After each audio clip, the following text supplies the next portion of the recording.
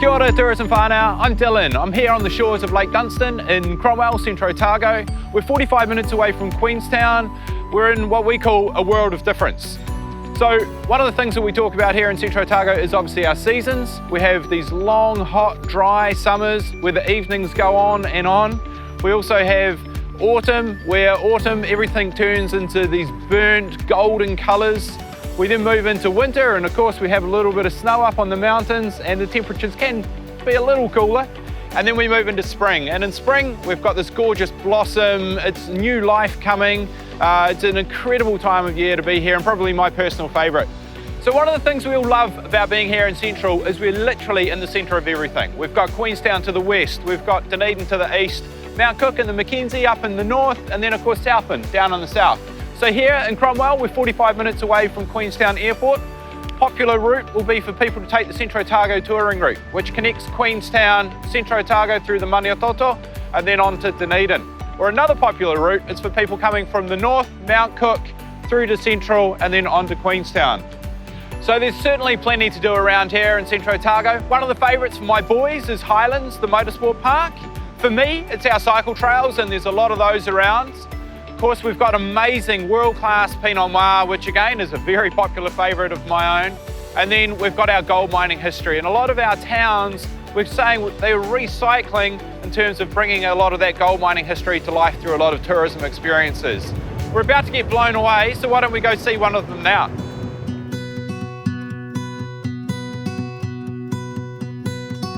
Kia ora team. So here we are now in Naseby, or 2,000 feet above Winery level, as we say around here. This is not a movie set, although it certainly could be, and it certainly has been. It's one of the great things about Central Otago is our small towns, our small communities, and we celebrate the living heritage, particularly through architecture. And a lot of that stems from the gold rush days. Something that's also pretty special and has happened through tourism in this community, or in these communities, is the way they've been re-enlivened. And there's no better example of that than on the Otago Central Rail Trail.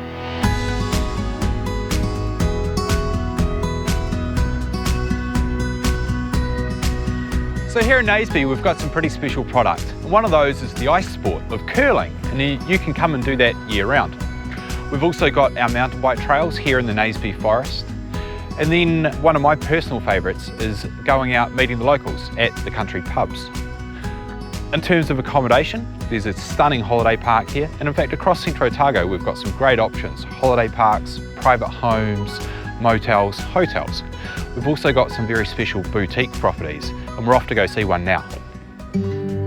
Hey team, follow me. Here we are, we're now in Clyde, we're at Oliver's with David Ritchie. David, can you tell us a little bit about the history of Oliver's? Sure, thanks Dylan. So Oliver's is in the centre of the Clyde Township. It's a series of stone buildings which were all built in the late 1800s at the time of the Otago Gold Rush. Right now these beautiful old stone buildings are used for hospitality tourism. We have accommodation here, we have restaurant, and we have a number of other activities in here. So it is a key part of the town. Right through Central Otago there's a lot of heritage. Can you tell us a little bit about your accommodation offering and what you have here at Oliver's? Sure. So we've got 11 rooms here. We have them in lodge style, half them, and we have the other 5 are in the stables. So they're beautiful stone walls from the 1880s. They are all en-suited. And in the restaurant, obviously great restaurant, been there a lot myself. One of my favourite parts of that restaurant as well is, of course, you've got the brewery in there. Yeah, so we have probably about 7 or 8 beers that we brew on a regular basis, and other ones we do seasonal as well. They're all available at different times of the year in our bar next door. All right, thank you, David. Thanks, Phil.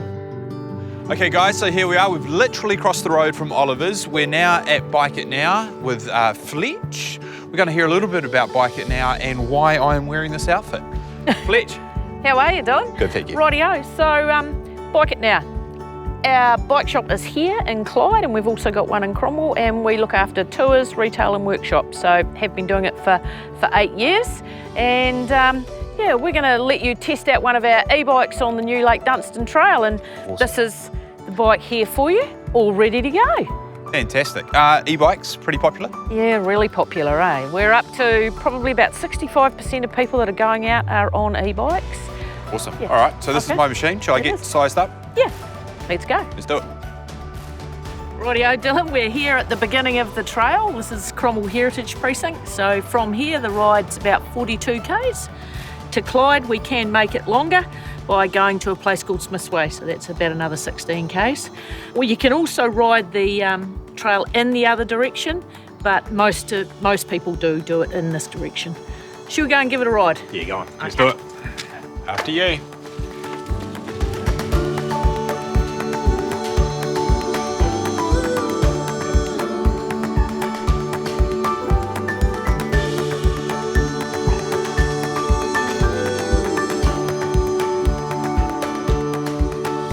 Hey, so this is a pleasant surprise, huh? One of the little secret surprises, yeah, and it's perfect timing. 19 k's in, then we've got our hills, so hot chocolate and a coffee and we're off. Nice, sounds good. And of course, this is one of the trail offerings around Central Otago. Of course, there's the classic, the Otago Central Rail Trail, the Roxburgh Gorge and the Clutha Gold, and all at varying levels for different capabilities. Yep, absolutely. That's the beauty of it. You know, the family trail, the Otago Central Rail Trail, fantastic for families. Moving into the Roxburgh Gorge, and then obviously the new Lake Dunstan Trail that we're riding today. And it's just a little bit more technical, got to be a little bit more smart, but stunning rides and all so good in their own rights. Yeah, one hot chocolate. Awesome, thanks Yolanda. Thanks, Yolanda. Cheers. Hey, so bike operators like yourselves, you guys do, it's simple as a bike hire for someone, but equally you do the whole thing. So you'll pick someone up at the airport, you'll drop them back at the airport, and everything in the middle is taken care of, right? Yep. And you know, that's the key. It's being able to look after each client's specific needs. It might be just, as you say, a bike hire, but it might be a multi-day trip.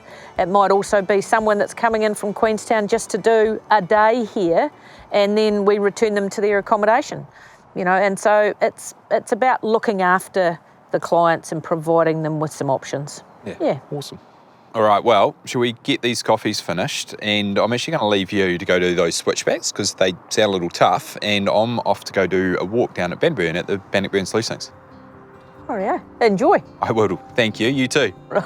So we're here at the Bannockburn Sluicings. Now, this is one of our very popular day walks, and we've certainly got a lot of those day walks around Central Otago. It's also a Tohu Whenua site. So Tohu Whenua is sites of national significance, and we're fortunate enough to have 4 of those scattered around Central Otago. It's also the site, and as you'll see, the landscape behind me has been forged by gold miners, and this was a gold rush era of the 1860s, which of course Central Otago is well known for. So something else that this Bannockburn region is known for is the wineries, and we're sitting here actually on Falcon Road, one of the most famous roads in the world for Pinot Noir particularly. Pinot Noir produced in this region, and particularly in the Bannockburn sub-region, 50% of those wineries are organic, which puts it right up leading the world, and something we're very proud of in this region. So I don't know about you guys, but I'm pretty keen on going and trying one of these Pinot Noirs, so let's go. Hey Meg. Hey Dylan, welcome to the Cloudy Bay Shed. Come on down. Thank you. So Meg, for a visitor, can you tell us about some of the experiences they can do here at Cloudy Bay? Absolutely. We welcome visitors all year round, and we have our beautiful tasting room where you can taste our whole range of wines, not just our Central Otago one. It's great out in summer, everyone's sitting on the lawn, drinking some glasses of wine, taking in the views. And then we have our private experiences, which is really connecting with the brand a whole lot more. We do an Epicurean experience, which is a fruit and wine matched lunch. And then we have our vineyard tours where, because we don't have a winery here on site, we take our guests out to explore the vineyards and check out the region. Cool. Well, the vineyard tour sounds pretty good to me. Shall we go check it out? Yeah, absolutely.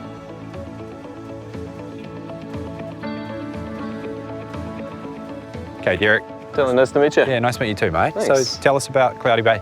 Yeah, so Cloudy Bay came to Central Otago about 10 years ago now, coming up on 10 years, to make our Tiwahi Pinot Noir.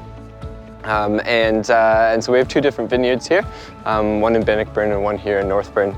The 2 vineyards are quite different, and so that's sort of the focus of our vineyard tours, is to go through with our guests and show them the difference of the terroir between the 2 and how that impacts on Tiwahi, our Central Otago Pinot Noir.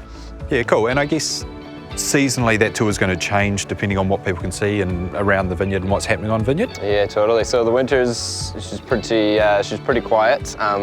Vines are in dormancy. We're pretty much focused on pruning.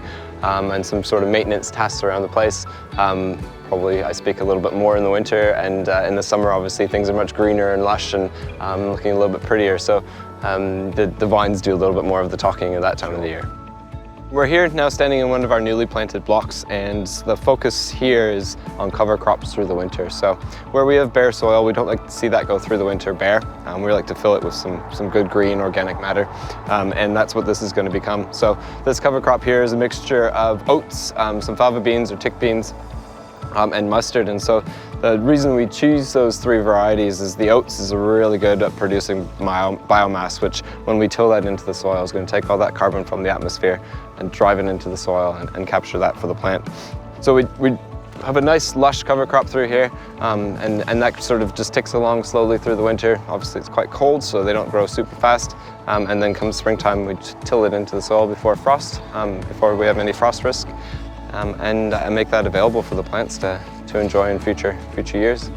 That's awesome. Yeah. Yeah, fantastic. All right, thanks, Derek. I'm going to go back down to the cellar door, so I'll catch you later on. Enjoy. Cheers, mate.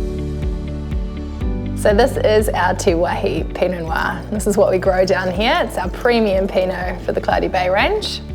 And this is our Taste of the Shed platter. And this platter is a real crowd favourite with lots of local and New Zealand ingredients. So guys, that's it from us here in Central Otago. We've loved showing the place off to you. We call this a world of difference because it is a really special place to us all. We look forward to hosting you, hosting your clients here soon. Take care, ngā mihi. Cheers. Cheers.